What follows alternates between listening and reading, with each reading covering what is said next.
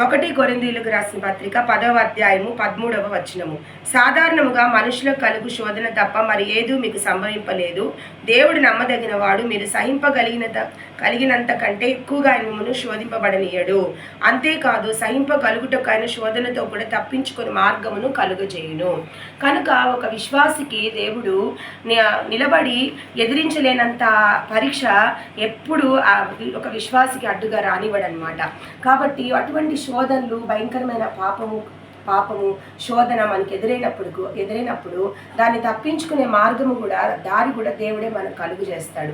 కానీ ముందు మనం కూడా అడగాలన్నమాట, దేవా ఈ శోధన నుంచి మమ్మల్ని తప్పించు, బయటపడే మార్గాన్ని మాకు చూపించు. పరలోక ప్రార్థనలో కూడా శిష్యులకి దేవుడు నేర్పించినప్పుడు ఏమిచ్చాడు? ఆఖరి విజ్ఞాపనలో మేము శోధనలో పడకుండా దుష్టుల నుంచి మమ్మల్ని తప్పించుము.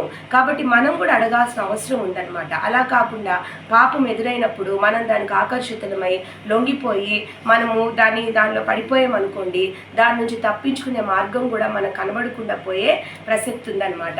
అటువంటి పరిణామాలు కూడా మనం ఎదుర్కోవాల్సిన అవసరం ఉంటుంది. కాబట్టి మనం ఎటువంటి శోధన, ఎటువంటి పరీక్ష మనకు ఎదురైనప్పుడు దేవుని కూడా మనము అడగాల్సిన అవసరం ఉంది. దేవా ఈ మార్గంలో దీని నుంచి తప్పించుకోవడానికి మాకు ఒక మార్గాన్ని చూపించు, ఈ శోధన జయించే శక్తిని నాకు ఇవ్వు అని మనం అడగాల్సిన అవసరం ఉందన్నమాట. అలా అడగకుండా మనము ముందుకు వెళ్ళామంటే మనం దాన్ని తప్పించుకునే దారి కానీ మార్గం కానీ మనకి ఏది కనబడదు.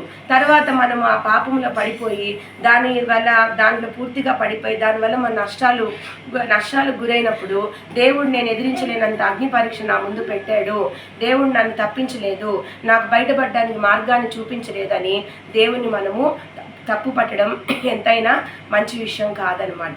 కాబట్టి దేవుడు ఎటువంటి శోధనలు మనకు వచ్చినా కూడా తప్పించే మార్గాన్ని ఆయన చూపిస్తాడు. మనం సహించలేనంత శోధన ఎప్పుడు కూడా దేవుడు మనకు అడ్డుగా పెట్టడనమాట. యోబుకు కూడా దేవుడు ఏ విధంగా అనుమతించాడు? ఇప్పుడు యోబుకు కూడా శోధనలు వచ్చినప్పుడు అపవాదికి పూర్తి అధికారం యోబు మీద ఇవ్వలేదు కదా, ఎంతవరకు ఇవ్వాలి అంతవరకు అనుమతి ఇచ్చాడనమాట. కాబట్టి ఎక్కువ సమయం కూడా, కొంత సమయమే ఆయన ఆ శోధనకి అనుమతించాడనమాట. యోబుకి జీవిత పర్యంతం ఆయనకి ఆ శోధన పెట్టలేదు కదా, కొంత సమయమే అది జరిగింది. ఆ తర్వాత ఆ శోధన జయించే శక్తి కూడా దేవుడు యోబుకు ప్రసాదించాడు.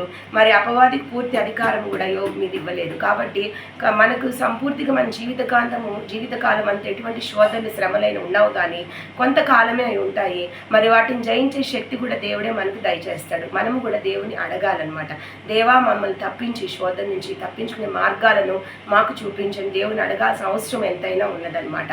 కాబట్టి దేవుడు మనం సహించగలిగినంత శోధన, అంటే సహించగలిగినంత శ్రమల్ని అనుమతిస్తాడు. కానీ మనం సహించలేనంత శోధనలు కానీ అటువంటి శ్రమలు కానీ దేవుడు మన జీవితంలో ఎప్పుడూ అనుమతించడు. మరి మనం కష్టాల్లో, శ్రమల్లో పడినప్పుడు తప్పక దాని నుంచి తప్పించుకునే మార్గాన్ని కూడా ఆయన మనకు తప్పక కనుపరిచి బయటికి లాగి మనల్ని సురక్షితమైన స్థలంలో ఆయన ఉంచుతాడు.